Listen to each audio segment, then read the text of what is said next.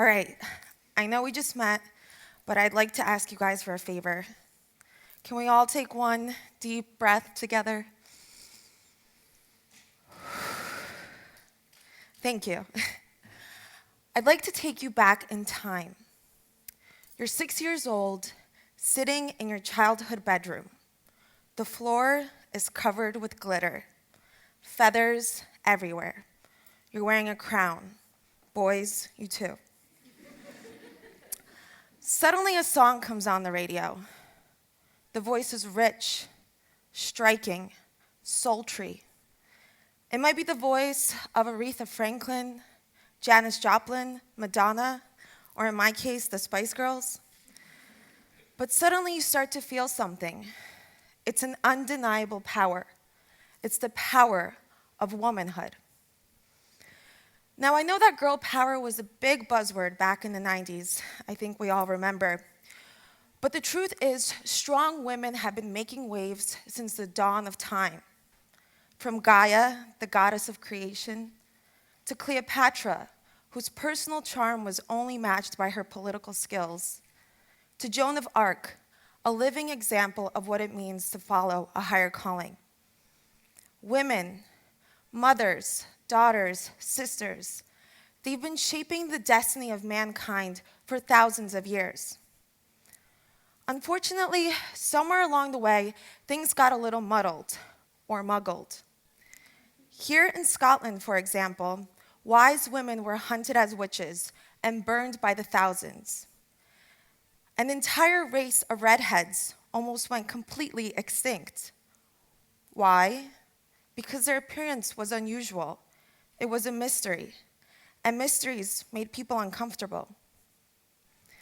Today, women's bodies continue to be exploited through sex tourism, genital mutilation, and the pervasive standards set by the media. Luckily, every cycle comes full circle. Women have made a lot of strides. But in order for every girl, not just those in developed countries, to reach her full potential, we need three things: motivation, education, and collaboration.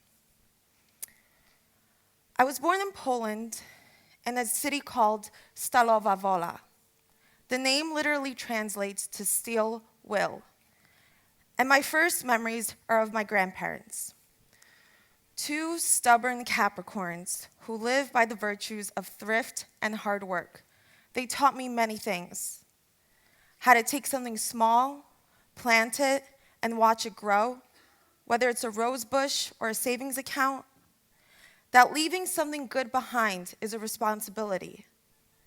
And that before you choose a partner in this life, you should, quote, eat a barrel of salt together. Only then will you know who that person truly is. And I'll take their word for it. They've been married for 56 years. But the most important lesson came in the form of their love, because it was unconditional. For as long as I can remember, they've taught me that I'm special. And this is a feeling every girl should grow up with. Now, our generation, the millennials, we're often told that we've gotten too many participation medals, that we're overly confident. But do you remember that little girl, the one sitting in her bedroom? She's about to meet the world, and she'll need to be reminded. Every girl needs to know she's intrinsically important so she could grow into a woman who knows her worth. Girls need role models, and these role models have to come from within. They start with the family, grow into the local community, until finally a girl is able to see that her dreams can be achieved on a national and international scale. Girls need role models, because when the world tells her no, she needs to hear not yet and keep going. Because progress, it doesn't come from waving your wrist with a magic wand. It comes from your feet, from putting one foot in front of the other. Education is the only way to achieve sustainable development. If you take a look at history's darker patches, you'll often see a pattern emerge. Dictators have always tried to limit intellectual conversation, curiosity, and creative thinking, and for good reason. Without the ability to think outside the box, you're destined to live inside of it.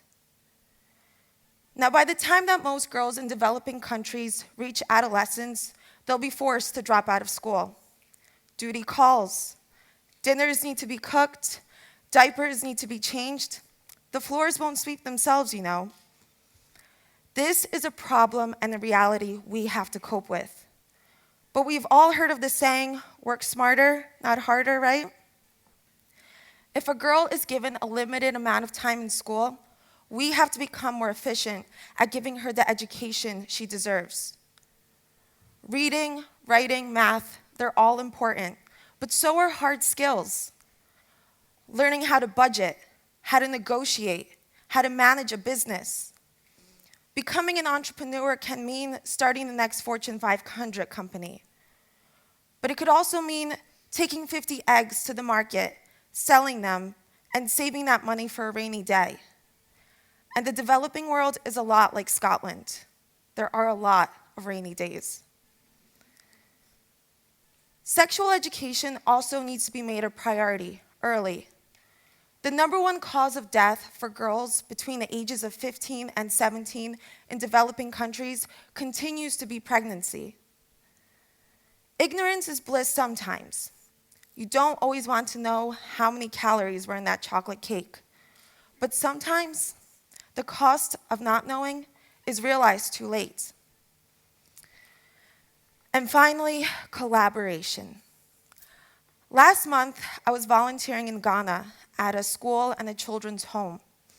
And while I was there, I learned a saying. When you create good for others, you create good for yourself. Gentlemen, this means becoming an advocate for equality. That is what feminism is.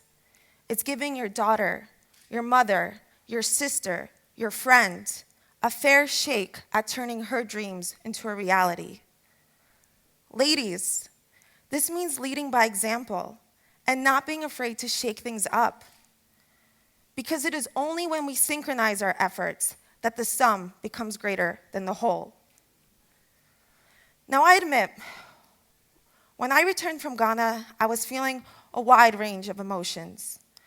On one hand, I felt invigorated by the pulse that runs through the veins of that country, by the potential, the human potential.